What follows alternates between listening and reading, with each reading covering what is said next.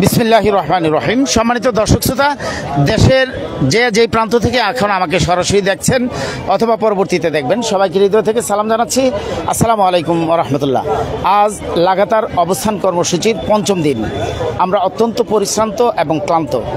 মাননীয় শিক্ষা উপদেষ্টার কিছু আচরণে আমরা এতই কষ্ট পেয়েছি যা উঠে আসবে। এখানে নারী নেত্রীরা আছে, বিভিন্ন জেলা থেকে আগত সম্মানিত শিক্ষক শিক্ষিকারা আছেন। আপনারা ভালো করে জানেন যে মাননীয় শিক্ষা উপদেষ্টা আমাদেরকে কথা দিয়েছিলেন এবং আমরা যখন পার্সেন্টেজে বাড়ি ভাড়ার দাবি তুলেছিলাম আমরা 45%ই চেতাম, কিন্তু উনি বলেছিল এমন দাবি করেন যা আমার পক্ষে সম্ভব। পরবর্তীতে যখন আবার এই 20%-এর হিসাব নিয়ে গিয়েছি তখন মাননীয় শিক্ষা উপদেষ্টা উপদেষ্টাই কিন্তু আমাদেরকে আশ্বস্ত করেছিল যে হ্যাঁ, আপনাদেরকে ধন্যবাদ, আমাদের আয়ত্তের মধ্যে আছে যতটুকু এতটুকুই আপনারা চেয়েছেন। সেই শিক্ষা উপদেষ্টাই আজকে আমাদেরকে 5%-এর প্রস্তাব দেয়, যা অত্যন্ত দুঃখজনক এবং নিন্দনীয়। পাশাপাশি উনি আবার বলেন যে আমি পরবর্তী সরকারের উপর বোঝা হোক এমন কোনো প্রস্তাবনাও রেখে যেতে চাই না। তার মানে কি মাননীয় শিক্ষা উপদেষ্টা পরবর্তীতে যে সরকার আসবে তারও কন্ট্রাক্ট কি উনি নিয়েছেন? উনি কি শিক্ষকদের পালস বুঝেন না? উনি কি বুঝতে পারেন না যে শিক্ষকরা কত কষ্টে আছে? এই বিষয়গুলো উঠে আসবে। পাশাপাশি আগামীকাল থেকে আমাদের কর্মসূচি কি হবে আপনাদেরকে জানাচ্ছি। আগামীকাল 2টা থেকে আমরা আমরণ অনশনে যাচ্ছি। দাবি আদায় না হওয়া পর্যন্ত আমাদের এই অনশন চলবে। আমাদের কর্মসূচি চলমান থাকবে। আপনারা প্রতিষ্ঠানে অবশ্যই কর্মবিরতি পালন করবেন, সবাই পর্যায়ক্রমে আসবেন। দাবি আদায় না হওয়া পর্যন্ত থাকবে। সেই অনশনে কিছু চমক থাকবে, এই মুহূর্তে আমরা প্রকাশ করব না। অনশন শুরু হলেই তা দেখতে পারবেন। জি ম্যাডাম, আপনি কোথেকে আসছেন? এবং আমি মানিকগঞ্জ জেলা থেকে আমি আসছি আমি ঝর্ণা বিশ্বাস, সহকারী শিক্ষক। আমি আসছি মানিকগঞ্জ জেলা থেকে। আমার প্রতিষ্ঠানের নাম বরঙ্গাল গোপালচন্দ্র উচ্চ বিদ্যালয়, শিবালয় থানা। আমরা আসছি আসলে এখানে আমাদের দাবি দেওয়া নিয়ে। আমরা জানেন যে আমরা শিক্ষকরা খুবই বৈষম্য শিকার এবং অবহেলিত। তো সেই জায়গা থেকে আমরা মাত্র 3টা চাওয়া পাওয়া নিয়ে আমরা এই শহীদ মিনারে বিগত 12 তারিখ থেকে এখানে অবস্থান করতেছি। এবং আমরা দেশের পরিস্থিতি এবং রাষ্ট্রের পরিস্থিতির কথা চিন্তা করে আমরা মাত্র 20% আমাদের বাড়ি ভাড়া চেয়েছি। আপনারা নিশ্চয়ই জানেন যে আমাদের বাড়ি ভাড়া দেওয়া হয় মাত্র 1000 টাকা, চিকিৎসা ভাতা দেওয়া হয় মাত্র 500 টাকা। সেখানে আমরা 1500 টাকা দাবি করেছি। এবং আমাদের তৃতীয় চতুর্থ শ্রেণীর কর্মচারী যারা আছেন তাদের আমরা 75% উৎসব ভাতা চেয়েছি। এটা আমাদের মনে করি যে একজন শিক্ষক হিসাবে এটা আমাদের চাওয়াটা খুবই কম। যেহেতু আমরা শিক্ষক, আমরা সবচেয়ে মহানুভব এবং মহৎ এবং মহান পেশায় চাকরি করি, সেই জন্যই আমরা হয়তো সব কিছু দিয়ে বিচার বিবেচনা করেই আমরা কোনো কিছু চাই। কিন্তু আমরা স্বাধীনতার 54 বছর ধরে আমরা বৈষম্যের মধ্যে পড়ে আছি। আমাদের একই দেশে দেখা যায় যে 2টা নিয়ম প্রচলিত। একটা 3% স্কুল যেখানে সরকারি, 97% শিক্ষা ব্যবস্থা বেসরকারি। একই স্কুলের নিয়ম, একই টাইম, একই সব কিছু, অথচ আমরা সেই বিশাল বড় একটা ব্যবধানের মধ্যে আছি। তো আমরা এই যে চাওয়া পাওয়া আছে, এটার থেকে আমরা আমাদের এই দাবিগুলো নিয়ে আমরা আজ বিগত 5 দিন যাবৎ এই খোলা আকাশের নিচে, এখনো দেখেন রাতের প্রায় 7টা বাজে, আমরা এই খোলা আকাশের নিচে বসে আছি। আমরা সবচেয়ে বেশি আশাবাদী ছিলাম বর্তমান যে নিরপেক্ষ নির্দলীয় সরকার ক্ষমতায় আছেন, যারা দায়িত্বে আছেন তাদের বেশিরভাগই শিক্ষক এবং শিক্ষার্থী। তো সেই শিক্ষক এবং শিক্ষার্থীরা যে দায়িত্বে আছেন সেখানে তাদের শিক্ষকরা এরকম রাস্তায় থাকবে, ধুলা ময়লার মধ্যে থাকবে, খাওয়া না, দাওয়া না, গোসল না, যারা জাতি গড়ার কারিগর আমরা এখানে আসি, এটা অনেকটাই কষ্টের। কারণ এই সরকার থেকে অন্তত আমরা এটা আশা করি না। এখন সবসময় কেন জানি মনে হয় যে আসলে বিগত 54 বছর ধরে আমরা এরকম বৈষম্যের মধ্যে পড়ে আসি, এখনও পড়ে আসি। আসলে শিক্ষকরা কিছু চাইতে গেলেই রাষ্ট্রের সক্ষমতা থাকে না, রাষ্ট্রের টাকা থাকে না। সেজন্য মনে হচ্ছে যে আসলে অভাগারা যেদিকে তাকায় সাগরও মনে হয় ভয়ে শুকিয়ে যায়। আমরা যেদিকেই তাকাই, যাই বলি না কেন, আমাদের দিতে গেলে কেন যেন সব কিছু দেউলিয়া হয়ে যায়। অথচ একটা জাতি গড়ার কারিগর হচ্ছে আমরা একটা প্রজন্মকে তৈরি করি, আমরা একটা সামাজিক অবস্থান তৈরি করি, অথচ সেই আমরাই অবহেলিতভাবে প্রেস ক্লাবের সামনে থাকি। এটা খুবই কষ্টের এবং দুঃখের। এবং এটা আমার পেটে ভাত নাই, আমি শুধু শিক্ষা দিয়ে যাব, আমি শুধু নীতি কথা বলে যাব, এটা কিভাবে সম্ভব? আমি যদি ভালো না থাকি, আমি একটা ভালো জাতি কখনোই উপহার দিতে পারবো না। একটা ভালো জাতি উপহার দিতে গেলে শিক্ষককে ভালো রাখতে হবে। এটা অনেকটা একটা অন্তঃসত্ত্বা মায়ের মতো। একটা অন্তঃসত্ত্বা মাকে যদি আমরা ভালো মন্দ খাবার দিই, তাহলে কিন্তু সে একটা সুস্থ সবল বাচ্চা জন্ম দিতে পারবে। আমি মাকে খাওয়াবো না, ভালো বাচ্চা আশা করব, আমি শিক্ষককে অবজ্ঞা দায়িত্ব রাখবো, আমি ভালো জাতি আশা করব, সেটা আসলে কখনোই হতে পারে না। আর শুধু তাই না, আমরা শিক্ষকদের গায়ে আমাদের গায়ে হাত দেওয়া হয়েছে, আমাদের অনেক নির্যাতন করা হয়েছে, আমাদের রক্ত ঝরানো হয়েছে। আসলে একটা সন্তান কি কখনো তার পিতামাতার গায়ে হাত দিতে পারে? সেটা কিন্তু কখনোই পারে না। তো পুলিশ যখন আমাদের একটা শিক্ষকের গায়ে হাত দিয়েছে, এটা পুত্রের হাতে পিতা নির্যাতিত হয়েছে, সেটার আমরা তীব্র নিন্দা জানাই। আমি সেই প্রশাসনকে বলবো যে শিক্ষকের গায়ে হাত দেওয়ার আগে আপনি অন্তত পক্ষে 100 বার ভাবেন আপনি কাদের গায়ে হাত দিচ্ছেন। আপনি আজকে যেখানে স্থান নিয়ে দাঁড়ায় আছেন, সেই স্থানটা আমাদেরকে তৈরি করে দিতে হয়েছে, আমরা আপনাকে সেই জায়গায় তৈরি করছি।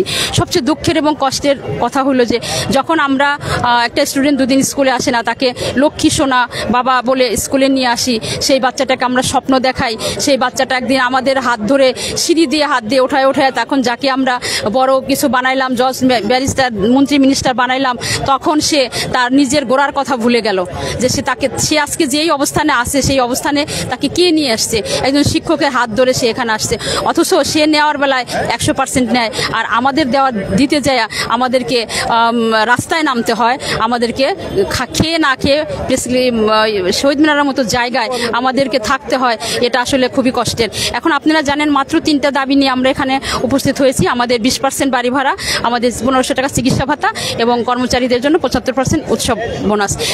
এটা যদি আমাদের না হয়, আমরা আসলে এমনি বেঁচে আছি অর্ধমৃত অবস্থায়, আমরা না খেয়ে পরিবার পরিজন নিয়ে মরতেও পারছি না, ভালোভাবে বাঁচতেও পারছি না। তো এই দাবি 3টা নিয়ে আসছি, সামান্য 3টা দাবি। এইটা যদি আমাদের আমরা এখান থেকে যাব, আর নাহলে আমি যেহেতু বলছি অর্ধমৃত অবস্থায় আছি, হয় এবার আমরা মরবো, না হয় আমরা এখান থেকে আমাদের দাবি আদায় করে নিয়ে আমরা এখানে যাব। শিক্ষক সমাজ কিন্তু এখন জীবন দেওয়ার জন্য প্রস্তুত, কারণ আমরা শিক্ষকরা দানশীল, দয়াশীল, ক্ষমাশীল, ধৈর্যশীল। আমাদের ধৈর্যশীলতাকে আপনারা দুর্বলতা ভেবেছেন। আমরা এতদিন বলে শুধুমাত্র দেখে আসছি আপনাদের বিবেক কিভাবে কাজ করে, আপনাদের বিবেক জাগ্রত হয় নাই। বিবেক জাগ্রত হয় নাই বিধায় আমরা এখন আমাদের দাবি আদায় না হওয়া পর্যন্ত আমরা এখানে যাব না। খোলা আকাশের নিচে আসি, এখানেই থাকবো, এখানেই যাবো। এবং আগামীকাল থেকে আমাদের 2টা থেকে আমরা অনশনে যাব, যেহেতু আমরা জীবন দিতে প্রস্তুত। 6 লক্ষ শিক্ষক এখানে জীবন দিতে প্রস্তুত, আমরা জীবন দিব। কিন্তু আপনারা যদি যত তাড়াতাড়ি দাবি মেনে নেবেন, আমরা ক্লাসে যাব, আমরা ক্লাসে থাকতে চাই। আমরা শিক্ষক, আমরা কেন ঢাকা শহরের প্রেস ক্লাব শহীদ মিনারের নিচে আমরা থাকবো। আর সামনে আমাদের স্টুডেন্টদের ফাইনাল পরীক্ষা, আমরা যারা 26 সালে আমাদের পরীক্ষা দিবে, এসএসসি পরীক্ষা দিবে, তাদের টেস্ট পরীক্ষা শুরু হবে, আমাদের মাদ্রাসায় টেস্ট পরীক্ষা শুরু হবে, আমাদের পরীক্ষা শুরু হবে। আমরা আমাদের ছাত্রছাত্রীদের পড়াশোনার জন্য আমরা ক্লাসে যেতেছি। আমরা কখনোই কোনো অবস্থাতেই এই জায়গায় থাকতে চাই না। তাই বিনীত অনুরোধ, আপনারা যারা আছেন, আপনারা চিন্তা করেন, একটা শিক্ষকের কথা চিন্তা করেন। আপনারা গোড়া ভুলে যান কেন?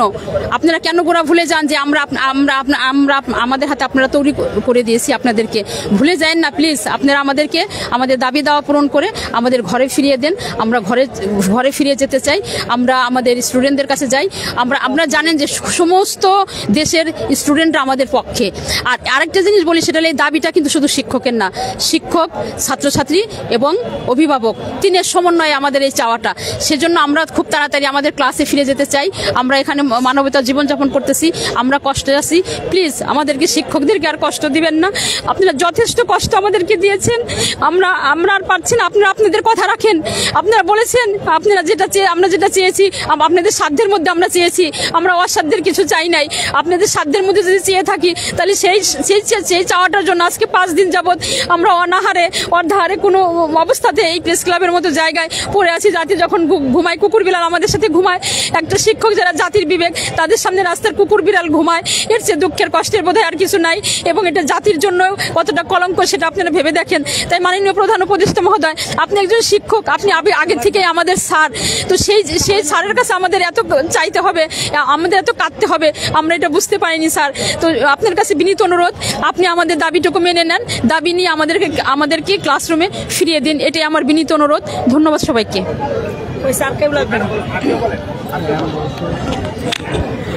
ধন্যবাদ। আসসালামু আলাইকুম। আমি ইয়াসমিন আক্তার, প্রভাষক বাংলা, কচু আহমেদিয়া ফাজিল ডিগ্রি মাদ্রাসা। আসলে আমাদের ঝর্ণা ম্যাডাম যে কথাগুলো বলে গেছে, এখানে আর আমার কোনো কথা নেই। আসলে শুধু একটা কথাই বলতে চাই, যারা এই আন্দোলনে আসবেন বা এসেছেন, সবার মনে একটাই আশা রাখবেন যে আমরা অবশ্যই অবশ্যই অবশ্যই আমরা জয়ী হব ইনশাআল্লাহ। আমি তাই বলতে চাই, উদয়ের পথে শুনি কার বাণী, ভয় নাই ওরে ভয় নাই, নিঃশেষে প্রাণ যে করিবে দান, ক্ষয় নাই তার ক্ষয় নাই। সরকার বাহাদুর যদি মনে করে থাকেন শিক্ষকরা দুর্বল, আমরা আমাদের অধিকার ব্যাপারে যথেষ্ট সচেতন এবং আমরা এটা জানি যে সরকার বাহাদুর ইচ্ছা করলেই আমাদের এই দাবিটা মেনে নিতে পারেন। তাই আমরা ডক্টর ইউনূস স্যারের কাছে একজন ক্ষুদ্র নাগরিক হিসেবে আমি বলতে চাই, স্যার আপনি নারী শিক্ষকরা বহু দূর দূরান্ত থেকে এসেছি এবং আমাদের ভাইরা যারা আমাদের শিক্ষক স্যারেরা আছেন তারা অজস্রভাবে পরিশ্রম করছেন, দিন রাত তারা খাচ্ছেন। স্যার আপনি যদি একজন শিক্ষক হন তাহলে স্যার আপনি আমাদের পালসটা বুঝবেন। স্যার আপনার কাছে আমাদের বিনীত অনুরোধ, স্যার আপনি আমাদেরকে 20% দিয়ে আমাদের যে 3টা দাবি আছে স্যার আমাদেরকে সেই প্রজ্ঞাপনটা দিয়ে স্যার আমাদেরকে আমাদের ক্লাসরুমে ফিরে যেতে সাহায্য করেন স্যার। আপনার কাছে এটাই আমাদের সকল শিক্ষকের পক্ষ থেকে দাবি স্যার। ধন্যবাদ।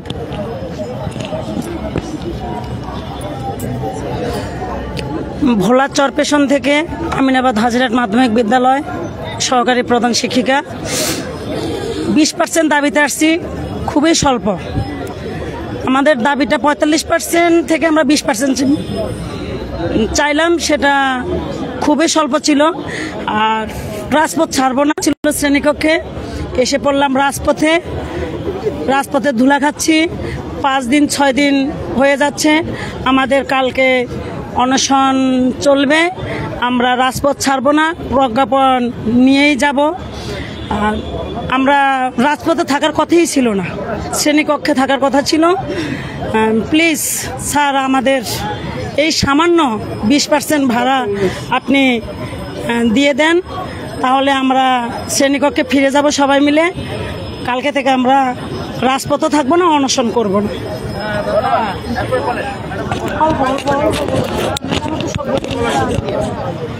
বিসমিল্লাহির রহমানির রহিম। আমি সুমায়া আক্তার রুনা, প্রধান শিক্ষক আলহাজ শামসুদ্দিন বই উচ্চ বিদ্যালয়, কিশোরগঞ্জ সদর, কিশোরগঞ্জ। আসলে আমাদের এইখানে এটা একটা লজ্জাজনক যে আমরা শিক্ষকরা রাজপথে রাত্রি যাপন করে আমাদের ভাইয়েরা, যেখানে শিক্ষক মানেই হচ্ছে জাতির মেরুদণ্ড, জাতি গড়ার কারিগর। তো এই শিক্ষকরাই ফুটপাতে পড়ে আছে অনাহারে অর্ধাহারে। আমি সরকার বাহাদুরকে বলবো এবং বলছি আমাদের সকলেরই একই কথা, আমাদেরকে 20% বাড়ি ভাড়া দিয়ে আমাদেরকে ঘরে ফিরিয়ে দিন। আমরা ক্লাসে থাকতে চাই, আমরা শিক্ষক, আমরা ছাত্রছাত্রীদেরকে নিয়ে থাকতে চাই। এখানে দুঃখজনক কথা হচ্ছে কি যে বাড়ি ভাড়াটা নিয়ে আমরা এখানে দাঁড়িয়েছি 1000 টাকায়।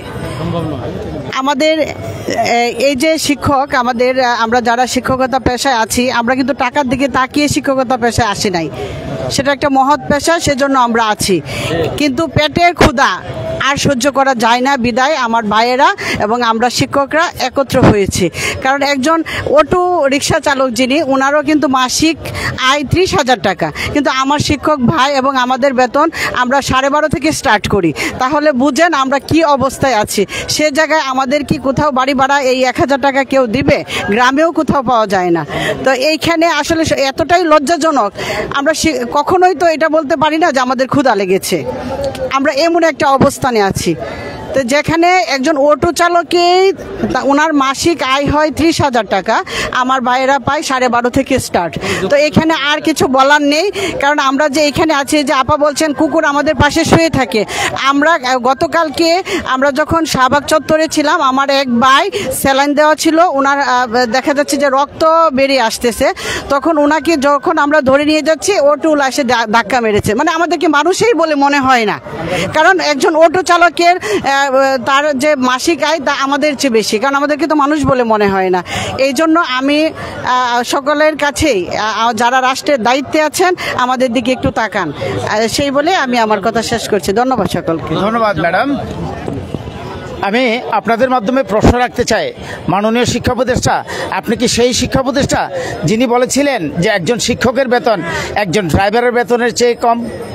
আমি জানতে চাই, আমার জানার খুব ইচ্ছে জাগে, আপনারা তো এখনও সেই বহাল তবিয়তেই আছেন।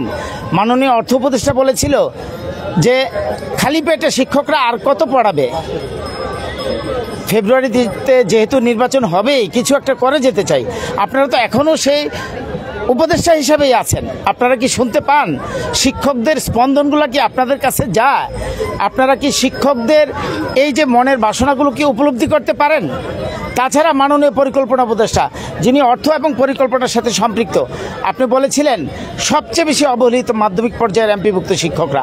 আমি কি তাদের 12,500 টাকা বেতন বৃদ্ধি করব, না বিশ্ববিদ্যালয়ের ভিসিদের সম্মান বৃদ্ধি করব? আপনারা কিন্তু এখনো বহাল তবিয়তে আছেন। আপনারা থাকার পরেও নির্বাচিত সরকারের মতন আজকে 5 দিন যাবৎ কেন আমাদেরকে রাজপথে থাকতে হবে? আমাদেরকে কেন পুলিশ পিটাবে? আপনাদের নির্দেশনায় তারা পিটিয়েছে, আমরা খবর নিয়েছি। আপনাদের একটু বোধোদয় হোক, আপনারা খুব দ্রুত এগিয়ে আসেন। আর নচেত এই আন্দোলনের দাবানল কোন দিকে যায় আমরা কিন্তু জানি না। আমাদের ছাত্রছাত্রীরা কিন্তু প্রস্তুত, তারা আমাদেরকে বলেছে যে স্যার আপনাদের সাথে আমরা সম্পৃক্ত হতে চাই।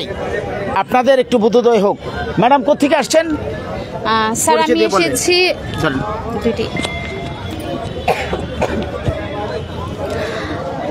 আমি এসেছি ধামরায়, আমার স্কুলের নাম জালসা উচ্চ বিদ্যালয়। তো আজকে আমাদের সম্মানিত শিক্ষিকারা অনেক কিছুই বলেছেন, আসলে আমি কিছুই বলতে চাই না, কারণ যারা ভাগ্য নির্ধারণ করে তাদেরকে তো আর নতুন করে জানানোর দরকার নাই যে আমাদের কি আছে, আমরা কি ভাগ্য নির্ধারণ করে দিয়েছে। তবে আমার যে পর্যবেক্ষণ, আমি এনটিআরসি নিয়োগ নতুন, আমার চাকরি বেশি দিন হয় নাই, এই কয়েকদিনে আমার যে পর্যবেক্ষণ, আমার মনে হয় আমার যে আন্দোলনের ব্যানার আছে সেই ব্যানারের হেডলাইনটা হওয়া উচিত রাজনীতি বনাম শিক্ষকের দাবি। কারণ আমি দেখেছি আমাদের এই দাবিগুলো কোথাও না কোথাও রাজনৈতিক বেড়াজালে আটকে যাচ্ছে। আমরা বিগত সরকারেও দেখেছি আমাদেরকে কিছু দিতে হলে কারো না কারোর সাথে তাদের আলোচনা করা লাগে, যারা আমাদের এই দাবি দেওয়ার সাথে, আমাদের দেওয়া নেওয়ার সাথে কোনো সম্পৃক্ততা নেই। আমাদের সম্পৃক্ততা শিক্ষা মন্ত্রণালয়ের সাথে, যারা আমাদের নীতি নির্ধারক, আমাদের জন্যই শিক্ষা মন্ত্রণালয়। সেখানে আমরা দাবি করব, সেখান থেকে তারা তাদের সামর্থ্য অনুযায়ী আমাদের দিবে। কিন্তু দেখা যাচ্ছে তারা ক্যালকুলেশন করে অন্য কারোর সাথে, তৃতীয় পক্ষের সাথে, সেটা বিগত সরকারের আমলেও দেখে যাচ্ছি, এখনো দেখে যাচ্ছি। তাহলে এই শিক্ষকরা যদি অরাজনৈতিক কোনো পেশা হয় সেটা হচ্ছে শিক্ষক, তাহলে শিক্ষককে দিতে গেলে কেন আপনারা রাজনৈতিক ইস্যু জড়ান? এই রাজনৈতিক বেড়াজালে কেন আমাদের দাবিগুলোকে আটকে রাখেন? তাহলে কি আমরা বলবো যে শিক্ষককে জিম্মি করে আপনারা ক্ষমতায় আসার জন্য বড় বড় বুলি ছাড়েন? ক্ষমতা আসার আগে আপনাদের প্রধান ইস্যু হয় শিক্ষা নিয়ে, আসলে শিক্ষককে এটা দিব, শিক্ষককে ওইটা দিব, শিক্ষককে এটা দিব। কিন্তু আপনারা যখন চলে আসেন ক্ষমতায়, তখন শিক্ষক কি পায়? কিচ্ছু পায় না, সব প্রতিশ্রুতি আপনারা ভুলে যান। তার মানে কি আমাদেরকে ওই অল্প করে দিয়ে রেখে দেন নির্বাচনের আগে প্রতিশ্রুতি দেওয়ার জন্য? কারণ শিক্ষা ক্ষেত্রে তো কিছু প্রতিশ্রুতি দিতে হবে, সেটা কি শিক্ষককে জিম্মি করে? সমাজকে আহ্বান করব নির্বাচন থেকে সরে আসুন। নির্বাচনের দায়িত্ব আমরা পালন করব না, কারণ আমরা যেখানে আমরা পাই 1000 টাকা বাড়ি ভাড়া, 500 টাকা চিকিৎসা ভাতা, যাদেরকে সচিবালয়ে বসাইছি, যাদেরকে উপদেষ্টা বানাইছি, যাদেরকে মন্ত্রী বানাইছি, তারাও আমাদের সমান নেক, আমরা রাজি আছি। তারাও 500 নিবে, আমরাও 500 নিব। তারাও 1000 নিবে, আমরাও 1000 নিব। তারা 5% হলে আমরাও 5%, কারণ তাদেরকে তৈরি করছি তো আমরা। আপনারা বলেন আমরা অযোগ্য, শিক্ষকরা নাকি অযোগ্য। এই অযোগ্য শিক্ষক দিয়েই যদি আপনি সচিবালয়ের সচিব হন, শিক্ষামন্ত্রী হন, উপদেষ্টা হন, তাহলে অযোগ্য শিক্ষকই তো ভালো। আপনি তো তাদের হাত ধরেই যোগ্য হয়েছেন। শিক্ষা উপদেষ্টার কাছে আমাদের অনেক আশা ছিল। আমরা চেয়েছিলাম যে আমাদের ছাত্র জনতা যে নতুন বাংলাদেশ এনে দিয়েছিল, সংস্কার শুরু হবে প্রথম শিক্ষা থেকে। কারণ শিক্ষা খাতে দুর্নীতি বেশি, শিক্ষকদের দৈন্য দশা অবস্থা, যেগুলো কোনো সরকারই কমপ্লিট করেনি। আমরা ভেবেছিলাম শিক্ষা নিয়ে কমিশন হবে, করেন নাই। কি করেন? আমরা যেমন বাচ্চাদের ভুলিয়ে ভালিয়ে একটা পড়া মুখস্থ করিয়ে দেই, আপনারা কি করেন? ভুলিয়ে ভালিয়ে আমাদেরকে সেই 1500 দিয়ে আটকে রাখেন। আপনারা দেখেছেন বিগত সরকারের আমলে 44 দিন আন্দোলন হয়েছে, মাসের পর মাস আন্দোলন হয়েছে, অনশন হয়েছে। সেই অনশন কি করেছে? বিগত সরকার তাদের কার্যালয় নিয়ে অনশন ভাঙাইছে। সেই কি চমৎকার দৃশ্য আমরা দেখেছি। অনশন ভাঙিয়েছিল তাদের কার্যালয়ে নিয়ে, কিন্তু দাবি কি পূরণ করেছিল? করেছিল দাবি পূরণ? শুভঙ্করের ফাঁকে আপনারা সেই রাস্তা ধরেই হাঁটছেন। তাহলে আপনাদের কি অধিকার আছে সংস্কারের বাংলাদেশ, এই নতুন বাংলাদেশের চেয়ারে বসার, উপদেষ্টা বসার? আমরা আজকে 4 দিন 5 দিন ধরে এখানে বসা, আমাদের ছাত্র জনতা আমাদের খবর নিয়েছে, বিভিন্ন রাজনৈতিক দল আমাদের খবর নিয়েছে। খবর নেন নাই আপনি, আপনি আমাদের অভিভাবক হয়ে আপনি আমাদের খবর নেন নাই, কেন দেন নাই? আজকে বুঝতে পারলাম আপনার উপরও তৃতীয় শক্তির প্রভাব আছে। তাহলে আপনি যদি তৃতীয় শক্তির প্রভাব দ্বারা প্রভাবিত হন, আমাদের নিয়ে কি কাজ করবেন? তাহলে চেয়ার ছেড়ে দেন, চেয়ার ছেড়ে দেন। এই শিক্ষক সমাজ অনেক ধৈর্য ধরেছে। যে আমাদের ম্যাডাম কান্না করেছে, আমাদের নেতা যে শহীদ মিনারে ঘুমায় ময়লা আবর্জনা, সেই নেতা নাকি আজকে মন্ত্রণালয়ে কেঁদেছে। দুর্বলতা মনে করেছেন আমাদের? এটা ভদ্রতা, কারণ আমরা জাতির বিবেক। এই জাতির বিবেকরা রাস্তায় ভাঙচুর করি না। রাস্তায় 1 ঘন্টা আটকে রাখলে বিবেকে শুধু তাড়া দেয় উঠে যাবো, যেমন কালকে শাহবাগ ব্লকেট। আমরা কিন্তু অফিস টাইমে ছেড়ে দিয়েছি, 5টার আগে আমরা রাস্তা ছেড়ে দিয়েছি না? কেন ছেড়ে দিয়েছি? যদি 5টার পরে 7টা পর্যন্ত কন্টিনিউ করতাম, ঢাকা শহর অচল হয়ে যেত, মানুষের দুর্ভোগ হতো। তাহলে আমি আমার বাসা থেকে আমাকে প্রতিদিন কলেজে যেতে হয়, যাতায়াত করার জন্য আমাকে প্রায় 66 কিলোমিটার যেতে হয় জার্নি করে। 66 কিলোমিটার জার্নি করে যেতে হয়। অনেকে বলছে যে শিক্ষকরা তো বাসা থেকে ক্লাস করে, তাহলে কেন বাড়ি ভাড়ার দরকার? আর আমি যদি আমি আমার কথা বলছি, এরকম আমার মতো যারা এনটিআরসিতে নিয়োগ পেয়েছে, কেউ পঞ্চগড় থেকে পিরোজপুর, কেউ বগুড়া রংপুর বিভাগ থেকে সিলেট বিভাগ, বরিশাল বিভাগ, তাহলে তারা কিভাবে থাকবে? তাদের বাড়ি থেকে 1000, বাংলাদেশের কোথাও কি 1000 টাকাতে বাসা ভাড়া পাওয়া যায়? আমার তো মনে হয়, কারণ আমাকে যেহেতু 66 কিলোমিটার জার্নি করে প্রতিদিন ক্লাস করতে হয়, আমি যদি পাবলিক টয়লেটও যদি ইউজ করি প্রতিদিন, তাও তো 1000 টাকাতে আমি পাবলিক টয়লেট ইউজ করতে পারবো না। তাহলে আমি আমার পরিবারকে নিয়ে আমি কিভাবে একটা রুমের মধ্যে 1000 টাকা দিয়ে আমি থাকতে পারবো? এটা আমাদেরকে কি মানুষ মনে হয় না? আমরা কি মানুষ না? অনেক ভালোবেসে শিক্ষকতা পেশায় এসেছিলাম, মনে করেছিলাম যে শিক্ষক হয়ে জাতির উন্নয়ন করবো, ভবিষ্যৎ প্রজন্ম তৈরি করবো। কিন্তু এখানে এসে দেখছি আমি যখন লেখাপড়া করেছি আমার শিক্ষকরা, তাহলে এই অবস্থা কষ্ট করে আমাদেরকে পড়িয়েছেন, কোনোদিন তাদের মুখে আমরা শুনতে, আমরা কষ্টে আছি, তারা খেয়ে না খেয়ে আমাদেরকে সহযোগিতা করেছে। আজকে সেই শিক্ষকদের মনে হয়েছে যে আমিও শিক্ষকতায় পেশায় আসবো, আমার শিক্ষকরা আমাদেরকে এত সহযোগিতা করেছে, আমরা তাদের পাশে দাঁড়াবো। কিন্তু এখানে এসে দেখলাম যে বাস্তব চিত্র সম্পূর্ণ ভিন্ন। আমি মাননীয় প্রধান উপদেষ্টা, আমি ডক্টর ইউনূস স্যারকে বলবো, বিনীত অনুরোধ করবো, স্যার আপনি নিজেও একজন শিক্ষক, আমরা আপনাকে দেখে, আমি ছোটবেলা থেকে আপনাকে দেখে আপনার অনুপ্রেরণা, কারণ আপনার সহযোগিতা নিয়েই আমি শিক্ষকতা পেশায় এসেছি। কারণ আমি যখন ছোটবেলায় ছিলাম, আমার পড়ালেখা করার মতো কোনো খরচ ছিল না, কোনো সামর্থ্য ছিল না। আমার পরিবার আমাকে গ্রামীণ ব্যাংকের শিক্ষা ঋণ নিয়ে আমাকে পড়াশোনা করতে হয়েছে। আমি অনার্স মাস্টার্স কমপ্লিট করে শিক্ষা খাতে সর্বোচ্চ ডিগ্রি অর্জন করে অনার্স মাস্টার্স ফার্স্ট ক্লাস, তারপর এনটিআরসির মাধ্যমে জাতীয় মেধা তালিকায় বগুড়া ডিস্ট্রিক্টে প্রথমে আমি কলেজে জয়েন করি। কিন্তু বাস্তবতা সম্পূর্ণ মিথ্যা। আজকে আমাকে না খেয়ে থাকতে হয়, আমার পরিবার না খেয়ে থাকতে, আমার মা অসুস্থ, আমি আমার মায়ের চিকিৎসা করতে পারি না, আমার ছোট একটা বেবি আছে, তাকে আমি ভালো মন্দ খাবার দিতে পারি না। সে আমাকে আজকে বলতেছে, আম্মু তুমি কোথায় যাও? আমি বললাম, বাবা আমি ঘর ভাড়ার জন্য আমি ঢাকা শহরে যাচ্ছি, শহীদ মিনারে যাচ্ছি, তুমি আমার জন্য দোয়া করো বাবা, আমি যেন ঘর ভাড়া নিয়ে আসতে পারি, আমি যেন তোমাকে একটা ভালো ঘরে যেন থাকতে দিতে পারি, আমি যেন আমার মায়ের চিকিৎসা করতে পারি। আমি না খেয়ে আসছি, কিন্তু আমি আমার সন্তানকে তো না খেয়ে রাখতে পারি না, আমার মাকে তো না খেয়ে রাখতে পারি না। ঠিক এরকম আমার মতো বাংলাদেশের প্রত্যেকটা শিক্ষকের অবস্থা। যদি আমাদের এই যে গত একই চিত্র, এই যে আমাদের যে গত রমজান মাসে গেল আমরা সময় মতো বেতন পাই না, এমন শিক্ষা প্রতিষ্ঠান আছে যেখানে রাজনৈতিক কারণে, কমিটির কারণে সেই সকল শিক্ষা প্রতিষ্ঠানে আমাদের প্রতিষ্ঠান আমরা চাকরি করবো কেন? আপনারা বাইরে থেকে এসে চাকরি করে এত টাকা নিয়ে যাবেন, বেতন নিয়ে যাবেন, তারপরে তারা আমাদের গায়ে হাত তোলে, তারা আমাদেরকে অপমান করে। আমরা এগুলো বিচার চাই। এগুলো এখন আবার প্রশাসনের মাধ্যমে আমাদেরকে অপমান করা হচ্ছে। আমরা আজকে শহীদ মিনারে এসে উপস্থিত হয়েছি। এইগুলোর হচ্ছে আমি তীব্র নিন্দা ও প্রতিবাদ জানাই। যে আমি আপনাদের মাধ্যমে আমি ডক্টর স্যারকে বলতেছি, স্যার প্লিজ আপনি আমাদের দাবি দেওয়া হচ্ছে মেনে নেন, এবং প্লাস এর পাশাপাশি আপনি শিক্ষা ব্যবস্থা সংস্কার করেন, একটা সার্বিক সর্বস্তরের শিক্ষক আমরা হচ্ছে জিম্মি, অসহায়, আমরা ক্লাসে ফিরে যেতে চাই, আমরা আমাদের বাচ্চাদের প্রতি হচ্ছে দায়িত্বশীল, আমরা তাদের দুঃখ কষ্ট বুঝি, আমাদেরকে আমাদের ক্লাসে ফিরে যেতে চান। এই যে 5 দিন ধরে যে আমরা এখানে অবস্থান করছি, আমাদের বাচ্চাদের যে ক্ষতি হচ্ছে, আমরা সেই ক্ষতিগুলো পুষিয়ে দেবো।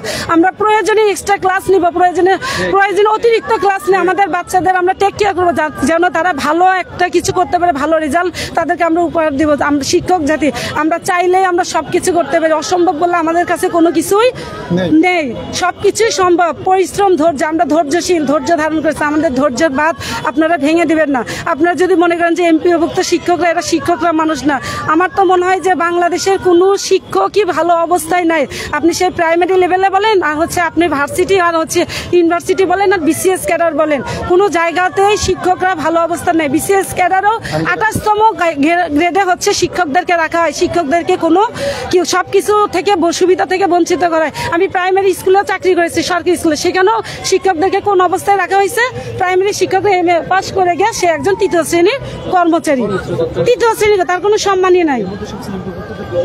তারপরে তো এখন আমরা কি আমাদের এমপিওভুক্ত যারা আছি সরকারের এই অবস্থা যে তৃতীয় শ্রেণী কর্মচারী বানিয়ে রাখছে, আর সেখানে হচ্ছে আমরা হচ্ছে বেসরকারি প্রতিষ্ঠান, এমপিওভুক্ত প্রতিষ্ঠান, তো এদের তো মানে মানুষই মনে করতেছে না, যেখানে পুরো শিক্ষা সিস্টেমে শিক্ষা ব্যবস্থায় 97-95% হলো এমপিওভুক্ত শিক্ষক, আর তাদেরকে আপনারা হচ্ছে দূরে রেখে তাদেরকে কষ্ট রেখে আপনার শিক্ষা ব্যবস্থা উন্নতি করতেছেন। এই যে দেখেন আজকে শিক্ষার কি অবস্থা, আপনারা মনে করছেন যে সরকারি শিক্ষকদের, সরকারি প্রতিষ্ঠান দিয়ে আপনারা আপনাদের হচ্ছে শিক্ষা ব্যবস্থাকে চালিয়ে নিয়ে যাবেন, আপনারা দেশের উন্নতি করবেন, দেশের ভবিষ্যৎ প্রজন্ম কোনো দিনও সম্ভব নয়।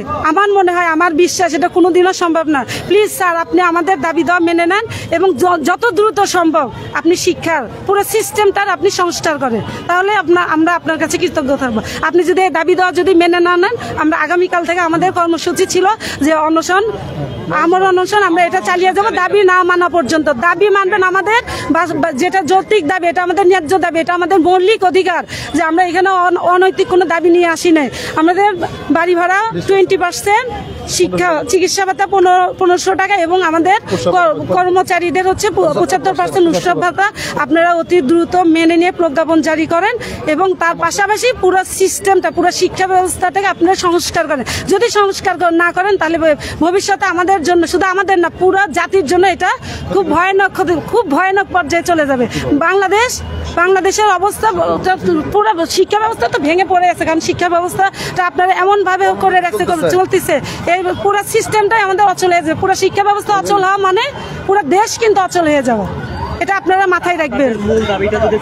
আমাদের মূল দাবি, আমরা সেই অনেক আগে থেকেই বলে আসছি যে আমাদের মূল দাবি 20%, 3টে দাবি, 20% বাড়ি ভাড়া, 1500 টাকা চিকিৎসা ভাতা এবং কর্মচারীদের 75% উৎসব ভাতা, এটা দিতে হবে, এটাই আমাদের দাবি। এবং তার পাশাপাশি পুরো শিক্ষা ব্যবস্থা সংস্কার করো। এখন কত পার্সেন্ট আছে এটা? এখন আমাদের হচ্ছে কোনো পার্সেন্টেজ নেই, আমাদেরকে অনলি 1000 টাকা ভাড়া দেওয়া হবে, আর 500 টাকা চিকিৎসা ভাতা বর্তমান পাচ্ছি। আপনারা যে আন্দোলনটা করতেছেন এটা কি এবারই প্রথম? বলা হয়েছে, তারা আশ্বস্ত করছে দিবে, দেয় নাই। যখন আমাদের হচ্ছে ইন্টিরিয়র গভর্নমেন্ট আসলো, আমাদের তো প্রথম দাবি ছিল, আমাদের হচ্ছে প্রথম দাবি তো ছিল, তাদের কথাই ছিল শিক্ষা ব্যবস্থাকে তারা সংস্কার করবে, পুরো শিক্ষা ব্যবস্থা থেকে তাকে হচ্ছে পুরাটাই হচ্ছে কি করবে, মানে শিক্ষা ব্যবস্থায় যদি পরিবর্তন আনে তাহলে বাকি সবগুলো সিস্টেমই, সবগুলো জায়গায় পরিবর্তন হয়ে যাবে। আগে শিক্ষা ব্যবস্থাকে দুর্নীতিমুক্ত করতে হবে, এইটা। কিন্তু সবাই আশ্বস্ত করে, কিন্তু কেউ কথা রাখে না, কথাতে কথা রাখে না। এই দাবিটা, 20% বাড়ি ভাড়া এবং হচ্ছে যে দাবি আছে, এগুলো পূরণ করতে